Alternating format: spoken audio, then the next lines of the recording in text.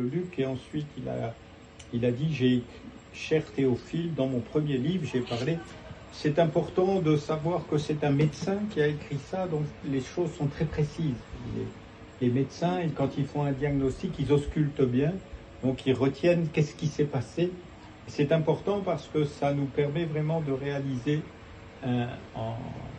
la précision même de la Bible et de l'Évangile. Et il dira, acte 2, verset 22, alors qu'ils viennent de voir quelque chose de spectaculaire, et peut-être en entendant les témoignages, vous dites, mais il y a des choses spectaculaires. Est-ce que c'est possible pour moi aussi, hein? Parce que c'est ce qui se passait là, à Jérusalem. Et il dira au verset 22, « Hommes israélites, écoutez ces paroles. Jésus de Nazareth, cet homme à qui Dieu a rendu témoignage devant vous, par les miracles, les prodiges et les signes qu'il a opérés par lui, au milieu de vous, comme vous le savez vous-même, cet homme livré selon le dessein, arrêté selon la prescience de Dieu, vous l'avez crucifié. Vous l'avez fait mourir par la main des impies. Dieu l'a ressuscité en le délivrant des liens de la mort, parce qu'il n'était pas possible qu'il fût retenu par elle. Car David dit de lui, je voyais constamment le Seigneur devant moi, parce qu'il est à ma droite, afin que je ne sois pas ébranlé. Aussi mon cœur est dans la joie et ma langue dans l'allégresse, et même ma chair reposera avec espérance, car tu n'abandonneras pas mon âme dans le séjour des morts, et tu ne permettras pas que ton sein voie la corruption. Tu m'as fait connaître les sentiers de la vie, tu me rempliras de joie par ta présence. Hommes frères, qu'il me soit permis de vous dire librement au sujet du patriarche David qu'il est mort, qu'il a été enseveli, et que son sépulcre existe encore aujourd'hui parmi nous.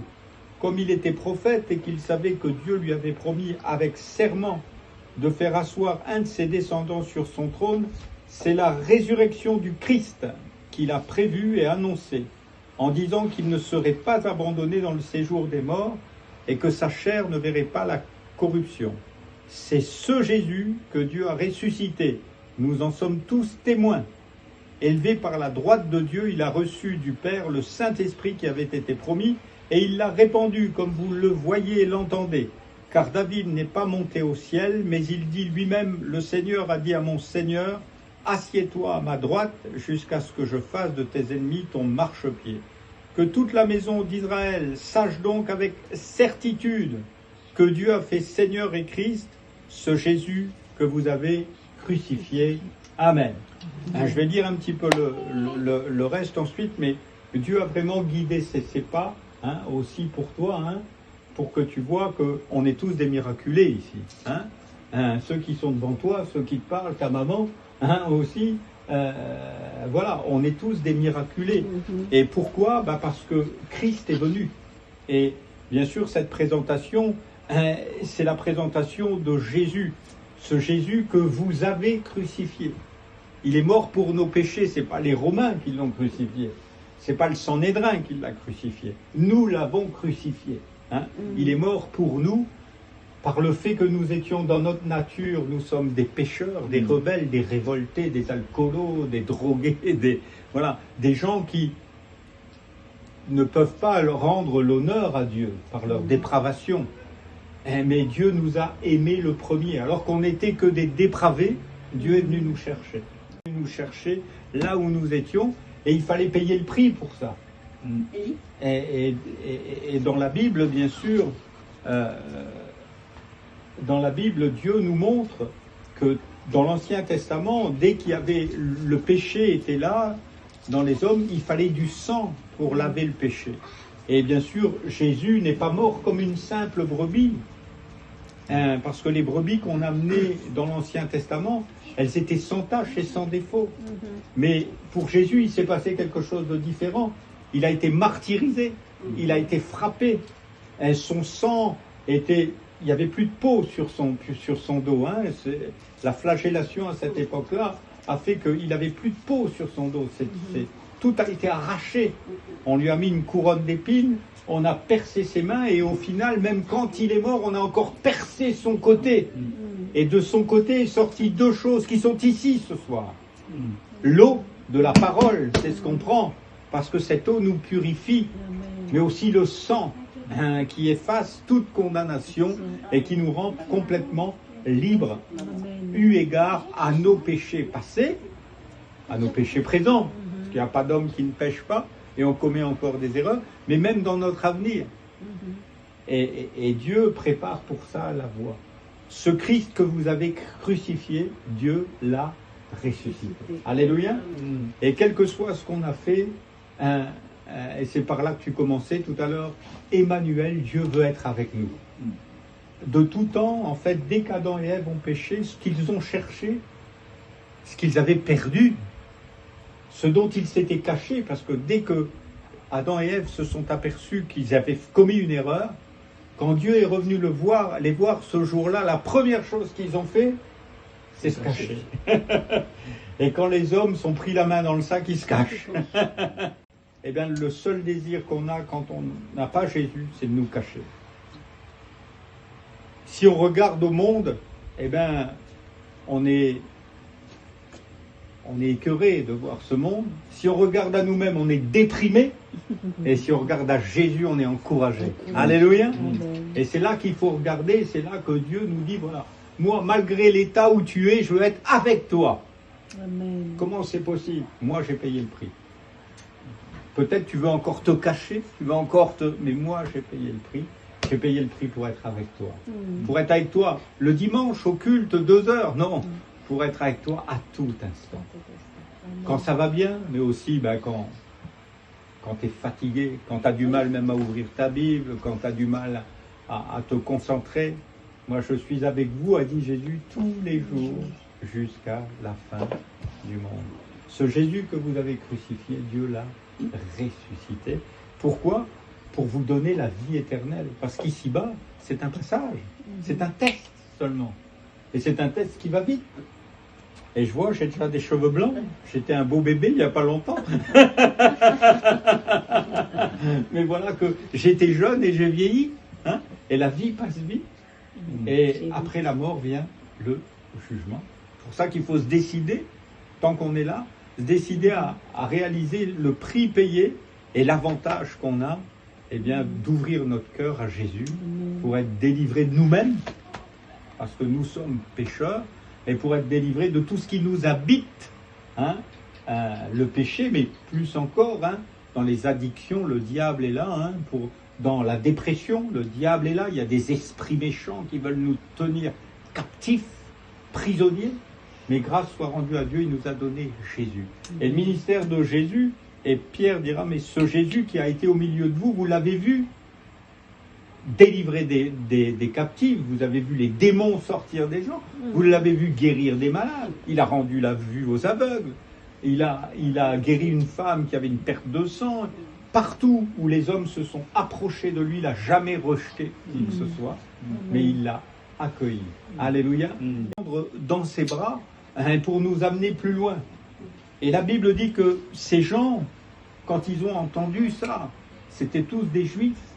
Donc ils savaient que le péché n'était couvert que par du sang. Et la Bible dit un peu plus loin, au verset 37, je continue aussi pour voir pour la suite, pour toi aussi, hein.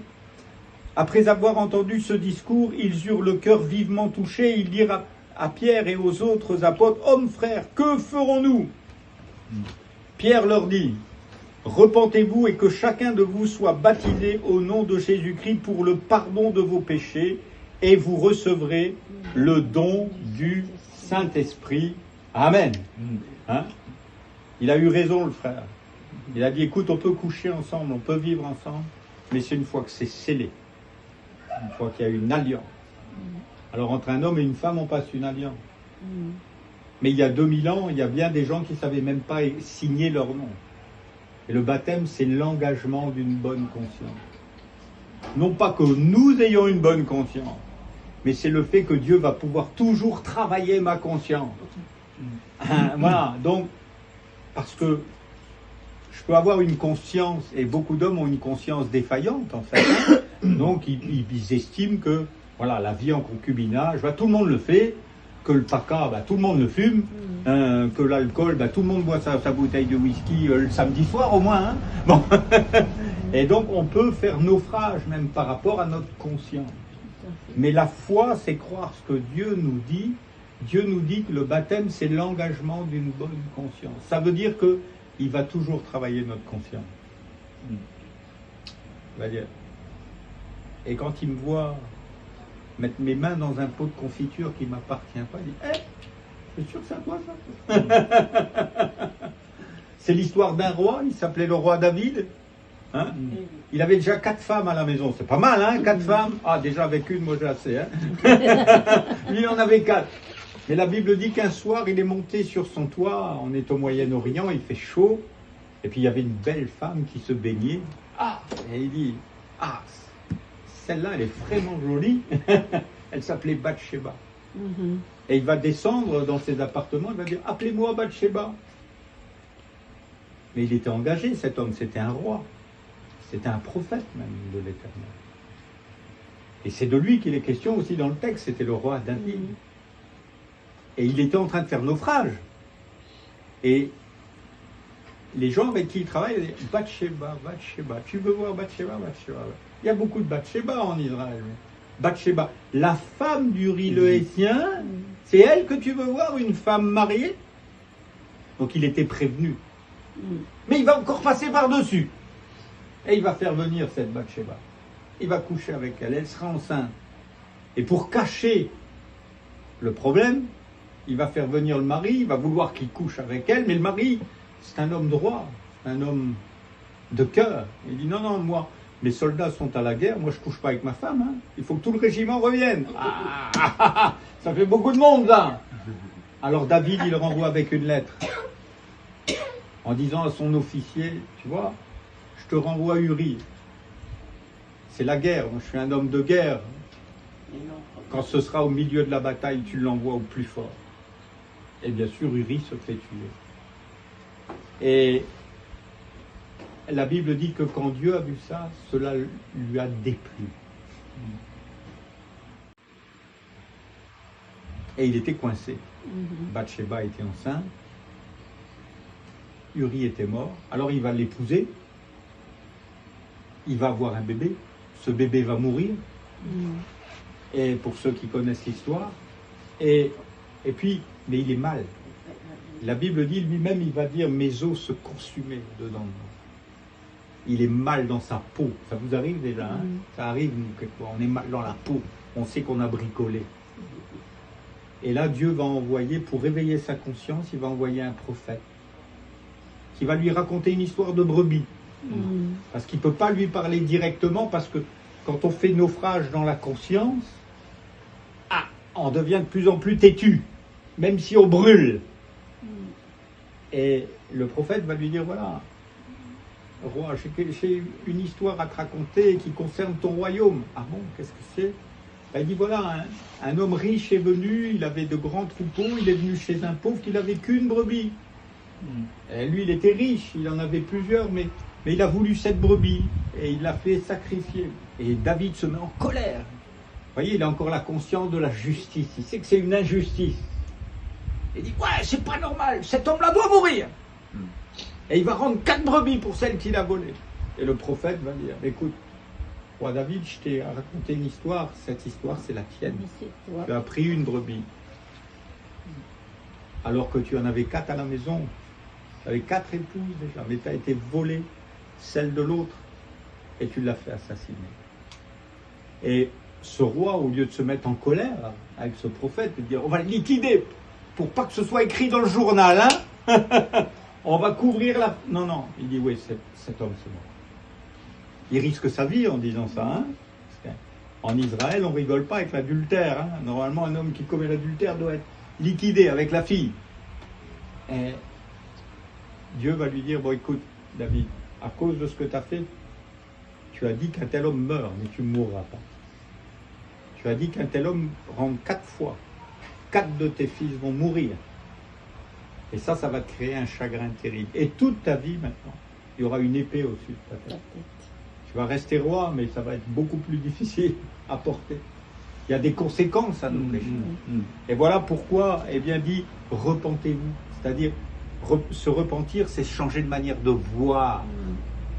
Hein, comme Annie disait, j'ai changé ma manière de voir.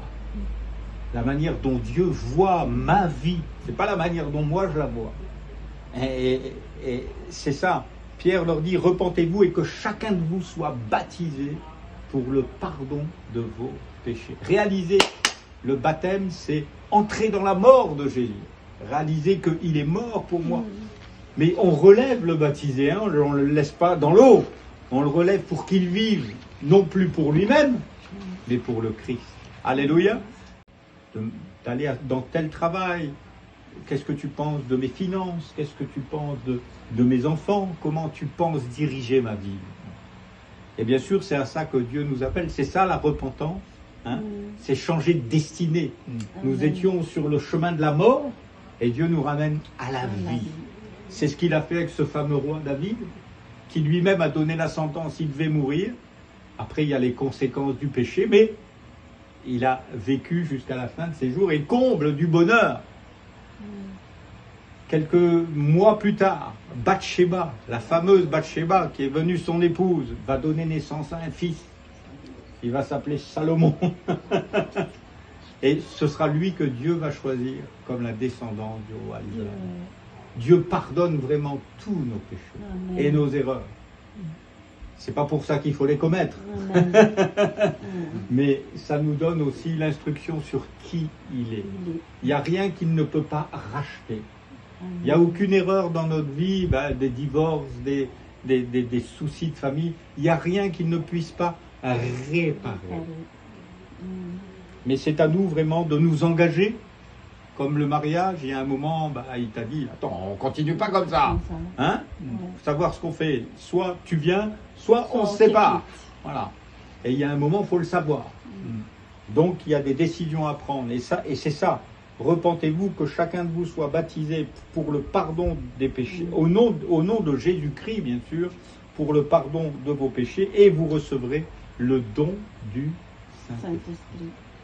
Le Saint-Esprit, c'est bien plus qu'une force, hein. C'est quelqu'un. En fait, le nom du Saint-Esprit, c'est aussi pédagogue, c'est un professeur. Quand il est vrai que jusqu'au dernier jour de ma vie, je vais encore être à l'école. Hein. Plus je regarde ma Bible, plus je dis, je connais rien, Seigneur. Plus je la relis, alors que je suis dyslexique, plus je me dis, il me montre de nouvelles images. Hein. Il me montre sa beauté et il me montre aussi, quelquefois, mes laideurs. Ce que je suis encore, et c'est pas pour me laisser dans la boue en disant tu es vraiment un bon à rien là. Non, mais c'est pour me relever, me dire regarde, il y a une autre voie. Regarde, moi je peux t'établir, moi je peux te diriger, moi je peux te guider. Alléluia.